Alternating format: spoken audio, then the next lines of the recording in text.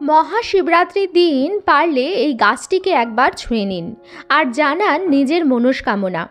দেবাদিদেব মহাদেবের আশীর্বাদ তো পাবেনই, তার সাথে সাথে আপনার জীবনের সমস্ত বাধা বিপত্তি আপদ বিপদ সমস্ত কিছু দূর হবে, আপনার সকল মনস্কামনা পূর্ণ হবে এবং অর্থ উপার্জনের নতুন নতুন রাস্তাও খুঁজে পাবেন। নমস্কার বন্ধুরা, আমি সুচরিতা সবাইকে স্বাগত জানাচ্ছি কিপ ড্রুমিং চ্যানেলে। বন্ধুরা, আশা করছি ঈশ্বরের আশীর্বাদে প্রত্যেকেই ভালো আছেন এবং সুস্থ আছেন। আজকের ভিডিওতে একটি খুবই গুরুত্বপূর্ণ এবং প্রাসঙ্গিক বিষয় নিয়ে আলোচনা করব। আর হাতে গোনা কয়েকদিন বাকি, সামনেই আসতে চলেছে মহাশিবরাত্রি। দেবাদিদেব মহাদেবের উপাসনা করার সর্বোত্তম দিন এবং শিব প্রতিষ্ঠা করারও সবথেকে ভালো দিন হচ্ছে মহাশিবরাত্রি। দেবাদিদেব মহাদেবের ভক্তরা সারা বছর অপেক্ষা করে থাকেন এই বিশেষ দিনটির জন্য। এই দিন ভক্তি ও নিষ্ঠা সহকারে উপবাস রেখে প্রহরে প্রহরে শিবলিঙ্গ অভিষেক করে রাত্রি জাগরণ করলে দেবাদিদেব মহাদেব অধিক প্রসন্ন হন এবং তার ভক্তদের মনস্কামনা অবশ্যই পূর্ণ করেন। শিবরাত্রির ব্রত একটি অত্যন্ত ফলপ্রদায়ী ব্রত। এই ব্রত করলে মনস্কামনা অবশ্যই পূর্ণ হয়। এই ব্রতের প্রচুর নিয়মবিধি আছে এবং সেই নিয়মবিধি সমস্ত কিছু মেনেই এই ব্রত পালন করবেন। মহাশিবরাত্রির দিন শিবলিঙ্গ অবশ্যই দুধ দই ঘি মধু শর্করা মিশিয়ে পঞ্চামৃত বানিয়ে অভিষেক করবেন এবং তার সাথে সাথে যদি আপনারা এই গাছটি কোথাও দেখতে পান, বিশেষ করে আপনি যে শিব মন্দিরে পুজো দিতে যাচ্ছেন তার পরিধির আশপাশে যদি দেখতে পান, শিব মন্দির সংলগ্ন এলাকায় যদি এই গাছটি আপনি পেয়ে যান, তাহলে নিজেকে অত্যন্ত ভাগ্যশালী মনে করবেন এবং এই গাছটিকে ছুঁয়ে গাছটির সামনে প্রদীপ জ্বালিয়ে আপনি আপনার মনস্কামনা জানাবেন। আপনার সকল মনস্কামনা পূর্ণ হবে এবং জীবন থেকে আপদ বিপদ দূর হবে। তাই সকল দর্শক বন্ধুদের অনুরোধ করব যে ভিডিওটি কিন্তু একদমই স্কিপ না করে সম্পূর্ণ দেখবেন। ভিডিওটি দেখার পর যদি ভালো লাগে তাহলে অবশ্যই কিন্তু একটি লাইক করবেন, কমেন্টসে লিখবেন হর হর মহাদেব এবং বন্ধুরা অবশ্যই ভিডিওটি শেয়ার করবেন। আপনাদের মতো অনেকেই এই ভিডিওটি পেলে উপকৃত হবেন, কারণ শিবরাত্রির আর বেশি দিন বাকি নেই। চলুন বন্ধুরা, আসা যাক মূল পর্বে। এই বছর মহাশিবরাত্রি পড়েছে স্মার্ত মতে বাংলার 24শে ফাল্গুন 1430, ইংরাজির 8ই মার্চ 2024 শুক্রবার দিন। গোস্বামী মতে পড়েছে বাংলার 25শে ফাল্গুন 1430, ইংরাজির 9 মার্চ 2024 শনিবার দিন। চতুর্দশী লাগছে 8ই মার্চ রাত্রি 8টা থেকে এবং থাকবে 9 মার্চ সন্ধ্যা 5টা বেজে 43 পর্যন্ত। কিন্তু শিবরাত্রির 4টি প্রহরী পড়েছে 8ই মার্চ সন্ধ্যা থেকে 9 মার্চ সকাল পর্যন্ত। তাই 8ই মার্চই শিবরাত্রির উপবাস বা ব্রত পালন করার চেষ্টা করবেন। কিন্তু যদি আপনারা প্রহরে প্রহরে জল না ঢালেন বা রাত্রি জাগরণ না করতে পারেন, তাহলে যদি আপনারা চান আপনাদের সুবিধা মতো 8ই মার্চ বা 9 মার্চ তারিখেও শিবরাত্রি করতে পারেন, কারণ গোস্বামী মতে আবার শিবরাত্রি কিন্তু 9 মার্চ।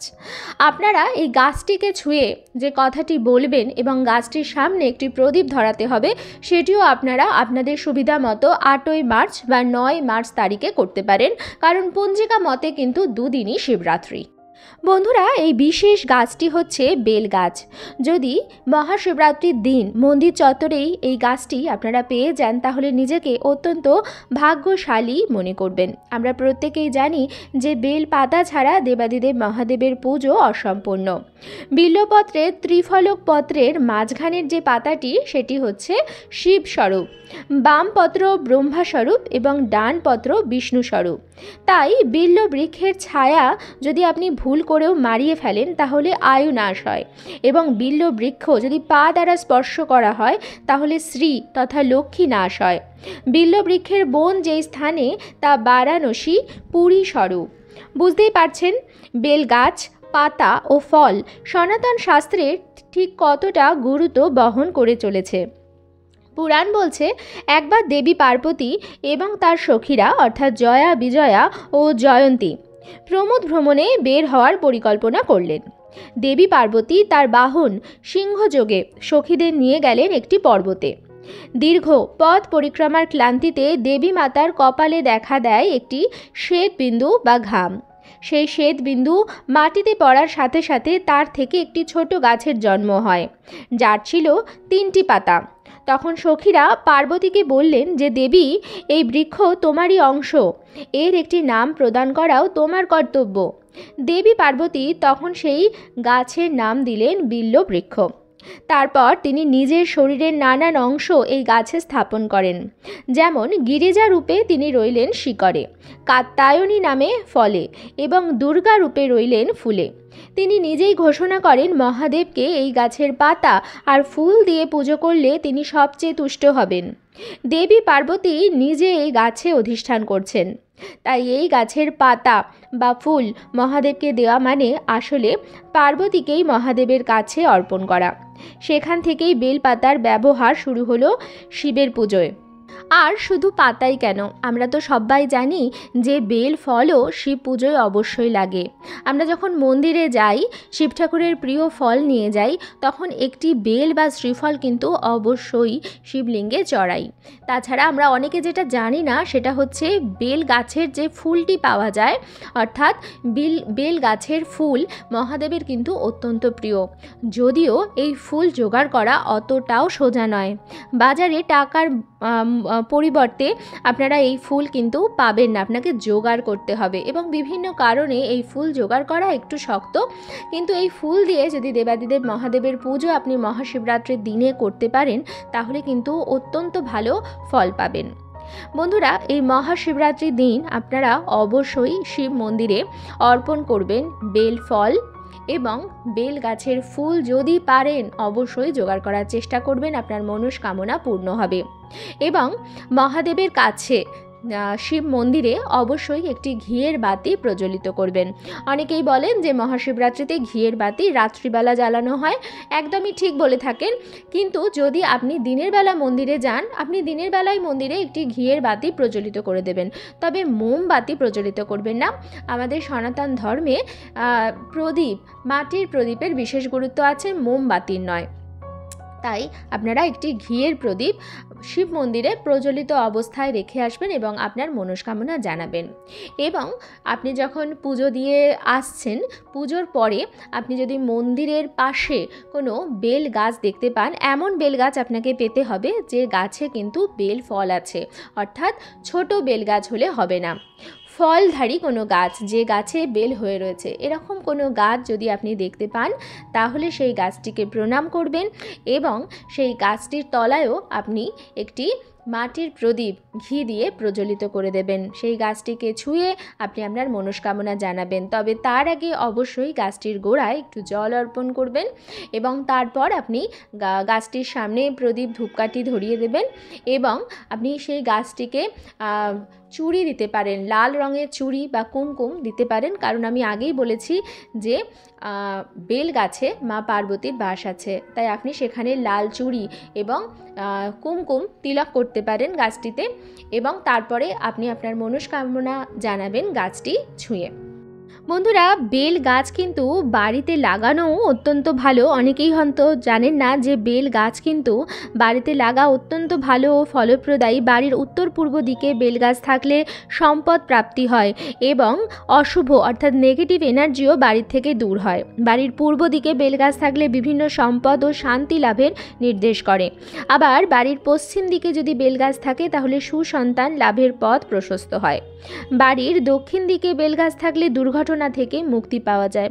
অর্থাৎ এটি এমন একটি গাছ বন্ধুরা, যেটি আপনারা বাড়ির যে কোনো দিকে লাগাতে পারেন, কিন্তু আপনারা যেদিকেই লাগান সেদিক থেকেই আপনারা কিন্তু সুফল পাবেন। তাই শিবলিঙ্গে মহাশিবরাত্রির দিন অবশ্যই আপনারা মন্দিরে গিয়ে শ্রীফল বা বেল এবং তার সাথে বেল পাতা এবং যদি সম্ভব হয় বেল গাছের ফুল নিবেদন করুন। তার সাথে সাথে মন্দির সংলগ্ন যে বেল গাছ আছে তাতে জল নিবেদন করবেন এবং তার সামনে প্রদীপ ধূপকাঠি ধরিয়ে লাল চুড়ি এবং তিলক পরিয়ে দেবেন এবং তারপর গাছটিকে ছুঁয়ে আপনার মনস্কামনা জানাবেন। মহাশিবরাত্রির দিন হর পার্বতীর মিলন হয়েছিল। শিব গৌরীর বিবাহ দিন হচ্ছে মহাশিবরাত্রি। তাই বন্ধুরা, এই দিন যদি বেল গাছকে ছুঁয়ে আপনি আপনার মনস্কামনা জানান এবং সেটি যদি আপনার বিবাহিত জীবনের কোনো সমস্যা হয়ে থাকে বা আপনার জীবনের কোনো প্রকার দোষ হয়ে থাকে, যে দোষটির জন্য আপনার বিবাহের সংযোগ হচ্ছে না বা স্বামী এবং স্ত্রীর মধ্যে মনোমালিন্য হচ্ছে, এরকম কোনো সমস্যা হয়ে থাকে, তাহলে মা পার্বতী অবশ্যই মহাশিবরাত্রির দিনে আপনার মনের বাসনা পূর্ণ করবেন এবং আপনি যে সমস্যা নিয়ে এসেছেন সেই সমস্যাটির থেকে আপনি মুক্তি পাবেন। তার সাথে সাথে যদি আপনি চান আপনার সুসন্তান হোক, পরিবারের মঙ্গল হোক, মা পার্বতীর কৃপায় আপনি সেটিও পাবেন। মহাশিবরাত্রির দিন কিন্তু মহাদেবের সাথে সাথে মা পার্বতীর পুজো করতে ভুলবেন না। মন্দির প্রাঙ্গণে আপনারা অবশ্যই দেখবেন মন্দির চত্বরেই শিবলিঙ্গের আশেপাশে মা পার্বতীরও একটি মূর্তি থাকে। অনেক জায়গায় এরকম হয় যে মহাশিবরাত্রির দিন শিব পার্বতীর বিবাহ দেওয়া হয়, মন্দির খুব সুন্দর করে সাজানো হয়। যদি সম্ভব হয় আপনারা এই শিব পার্বতীর যে বিবাহের যে জোগাড় তাতে কাজ করবার চেষ্টা করবেন, তাতেও কিন্তু অত্যন্ত পুণ্য অর্জন হয়। তার সাথে বন্ধুরা, আপনারা এই শিবরাত্রির দিন হয় 8ই মার্চ নতুবা 9 মার্চ যে কোনো একদিন আপনারা বাড়িতে একটি বেল গাছ লাগাতেও পারেন, তাহলেও কিন্তু অত্যন্ত ভালো ফল পাবেন। আমি আগেই বলেছি যে বেল গাছ বাড়িতে থাকলেও অত্যন্ত ভালো ফল দেয় এবং আপনারা আপনাদের সুবিধা মতো যে কটি দিক আমি বলে দিলাম তার মধ্যে যে কোনো একটি দিকে গাছ লাগাতে পারেন। তবে বেল গাছ বাড়িতে রাখার চেষ্টা করবেন এবং সঠিক যত্নে সেটিকে রাখবেন যাতে সেই বেল গাছটি অত্যন্ত ভালোভাবে বাড়তে পারে। আজকের পর্বটি আমি এখানেই শেষ করছি। আশা করছি আজকের ভিডিওটি আপনাদের ভালো লাগলো এবং একটু হলেও উপকারী লাগলো। ভিডিওটি ভালো লাগলে অবশ্যই কিন্তু লাইক, কমেন্টস এবং শেয়ার করবেন বন্ধুরা। আর যদি চ্যানেলে নতুন হন তাহলে অবশ্যই চ্যানেলটিকে সাবস্ক্রাইব করে আমার সাথে থাকবেন। দেখা হবে কিপ গ্রুমিংয়ে নতুন আরও একটি পর্ব নিয়ে। সবাই খুব ভালো থাকবেন, সুস্থ থাকবেন।